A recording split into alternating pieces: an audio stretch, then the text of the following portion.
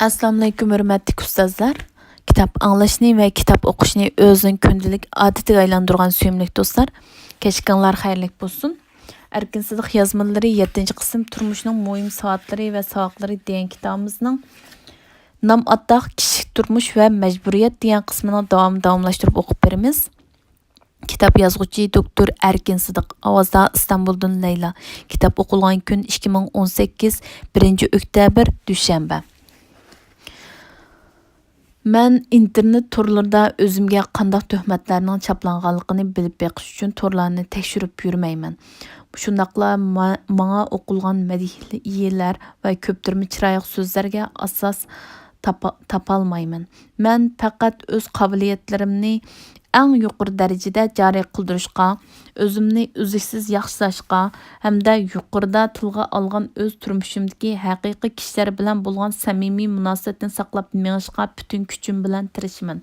Bir qism kişilər nima desa davarsun, mən qılğanğa ularning gap sözlərə qulaq selishdən yaxşıraq iş nihoyatda köp.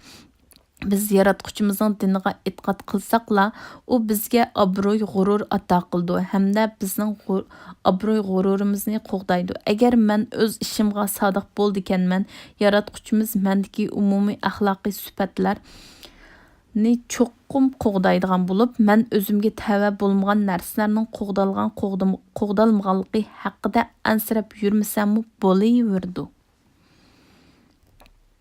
6. Mening nomim chiqsin yoki chiqmasin, boshqalar uchun xizmat qilish men uchun sharaf. Men o'z umrimni muqaddas kitobni o'rganish va uni boshqalarga o'rgatish uchun sarf qilayotgan bo'lib, men uchun bu bir zo'r shon sharaf. Shunga ko'p kishilarning men qilayotgan ishning foydasini ko'rganligi, men yaratgan tuhfa bo'lmasam, u yaratquchimizning sovg'atidir. Men o'z foyda yetkizayotgan kishilardan ustun turmayman. Uning aksiga men o'zimni ularning bir oddiy xizmatchisi deb hisoblayman. Menda butun dunyodagi yoshlarimizga nisbatan bir xil muhabbat va sadoqatmanlik bor bo'lib, ularni so'z bilan ifodalab bera olmayman. Sizlar mening xalqim va mening oilam. Sizning ko'z qarshingiz meningki bilan o'xshash bo'lmagan ahvoldami, mening ko'zimda siz hargizmi mendan tuvan turadigan odam emas. Menda sizning yaratquchimizning oldidagi qimmatingizni baholaydigan salohiyat yo'q. Men faqat yaratquchimizdan mening va sizning gunohlarini kechirim qilishni tilayman. 7. Men o'zimning namatqini qandaq ishlar uchun ishlataman. Yaratquchimiz o'zining muqaddas kitobi orqali har bir odamni shu odamning o'ziga mos keladigan go'zal usullar bilan yetaklaydi.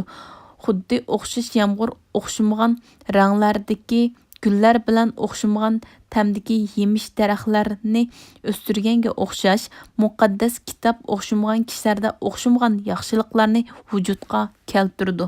Men o'zimdagi barliq ommaviy obrazlardan foydalanib, shu muqaddas kitobga bo'lgan ruhiyatimizni tashviq qilishga kuchayman. Hamda yaratquchimizdan meni shuningga tushliq mukofotlashni tilayman.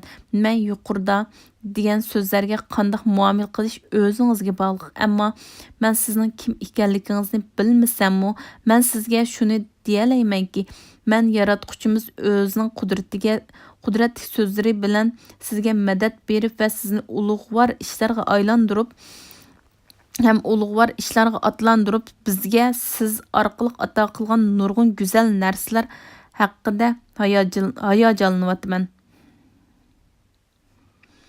Uyg'onning nutqi mush yerda oxirlashdi. 8. Oxirgi so'z. Köpleyen tordaşlarının xəbərdə bolğundək, yaqınqı 1-2 ayının mabeynində Uyğurca torbətlərinin bir qismida nam attaq və şöhrət pərəstlik haqqında xeyli kəskin bəs münazirə və mülahizə elib verildi.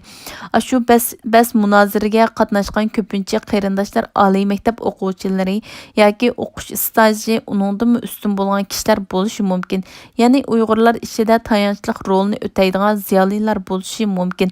Haqiqiy samimiyatlik bilan analiz qilganda u bas munozara va muhokimalarning foydali taraflari bilan foydasiz taraflarining har ikkisi mavjudligini bayqaymiz. Shundaq analizlar mazkur maqolaning doirasiga tava emas bo'lib, men u haqda buningdan ortiq to'xtalmayman. Men mazkur maqolada Amerikadagi o'zim yaxshi ko'radigan bir dangliq diniy ziyolining nom ataq haqidagi ko'z qarashlarini tunishtirib o'tdim.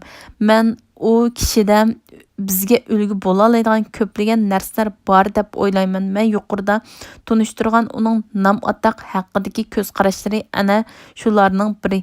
Bir qism qarindoshlar mazkur yozma orqali o'zlarining nom ataq haqidagi tunishlarini to'g'rilab olsa yoki to'liq qilib olsa, men o'zimning mazkur yozmani tayyorlash uchun sindirgan ajridan rozi bo'laman.